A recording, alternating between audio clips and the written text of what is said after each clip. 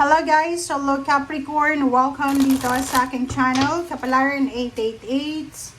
Welcome Capricorn! Okay, kung ano ang message ng iyong tarot sa ngayon. This is General Weekly Tarot Reading para sa lahat ng Capricorn. Number 15, it's 6, Decision, Archangel Jophiel.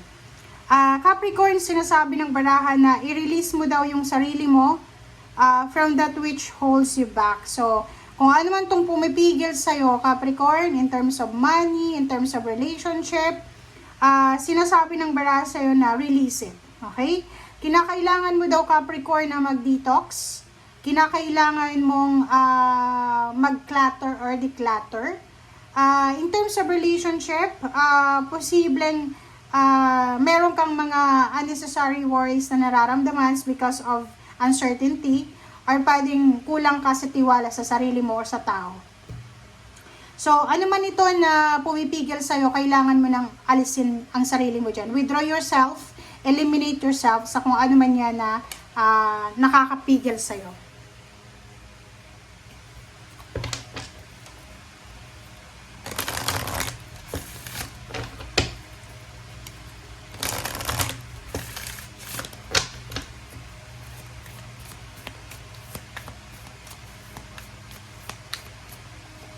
Okay, second deck is forgive. Wow.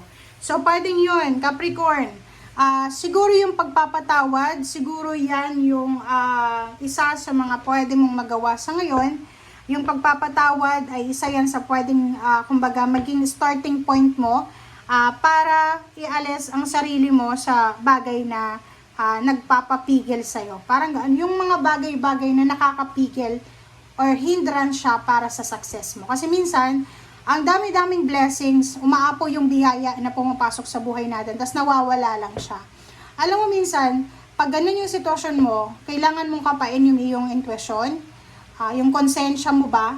Tanungin mo yung sarili mo, may nagagawa ba akong mali? Mayroon bang hatred or mayroon bang resentment ako sa puso ko, kaya napipigil nito yung success? Parang ganun, kasi pag marami tayong hinanakit sa buhay, marami tayong galit, or anything na nararamdaman, pwedeng mapigil nito yung swerte. Maniwala kayo dyan, guys. Okay?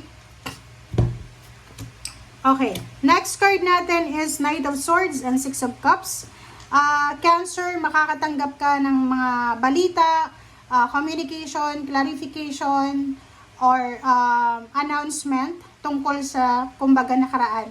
So, ibig sabihin, pwedeng galing sa ex, pwedeng dating sa kapamilya na wala ka ng koneksyon, dating kaibigan, o dating katrabaho, or kakilala. Okay. So, dito naman sa second part ng third deck, sinasabi na posibleng meron kang trinabaho na isang trabaho. And sa ngayon, hindi ka masyadong sigurado kung etong trabahong ito is eto na ba talaga ang gusto ko. Parang ganon. Okay, so dito naman, sinasabi ng baraha sa'yo, wow, ang ganda nito. So, congratulations sa lahat ng Capricorn, kasi kung makikita mo, meron ditong posibleng idea. New idea siya. Risky idea. Pwedeng may trabaho ka na sa isang company, sa isang bansa, tapos gusto mo pang lumipat sa mas improvised or medyo asensado na bansa or company or business. And isang risky decision to, na pwedeng tumalon ka from one job to another, from one company to another, or one place to another. Wow! Okay. Ihanda mo ang sarili mo kasi yung 8 of Wands na to is pwedeng communication, letters, ano ba yung posibleng maging ways para matanggap mo yung balitang yan. Kasi may matatanggap ka na balita na pwedeng manghinayang ka. Pwedeng tungkol ito sa company na nag-offer sa'yo ng trabaho. Tapos hindi mo tinanggap, and ngayon nagsisisi ka. Pwedeng yung kasabay mo sa trabaho na nag-a-apply, ay manager na siya sa ngayon. Parang gano'n. So, medyo makakaramdam ka ng konting regrets.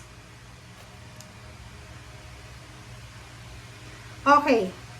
Ace of Swords and Seven of Cups. Dito sa barahang to, sinasabi ng baraha sa'yo na may balita talaga. Sobrang ang daming balita dito na darating sa'yo na pwedeng mahirapan ka talagang hanapin yung sarili mo sa balitang yan. Parang may kailangan akong i-contribute dito sa balitang to. May kailangan akong desisyon na gagawin, pero hindi mo siya magagawa. Oh, 'di ba? Hindi mo siya magagawa kasi matatakot ka. Matatakot ka na, tama ba to? Oh, ano ba? Parang ganun. So, mag-iingat tayo sa mga decision making natin sa linggong ito. Especially kung tungkol ito sa relationship, sa trabaho, or sa spiritual na paniniwala natin.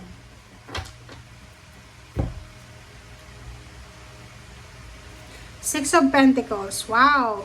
So, dito sinasabi ng baraha na isa sa mga posibleng magbibigay sa'yo ng financial peace and harmony or financial boost is business.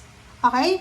So, kung halimbawa Capricorn na wala ka pang business sa ngayon and nagbabala kang mag-business, gawin mo na.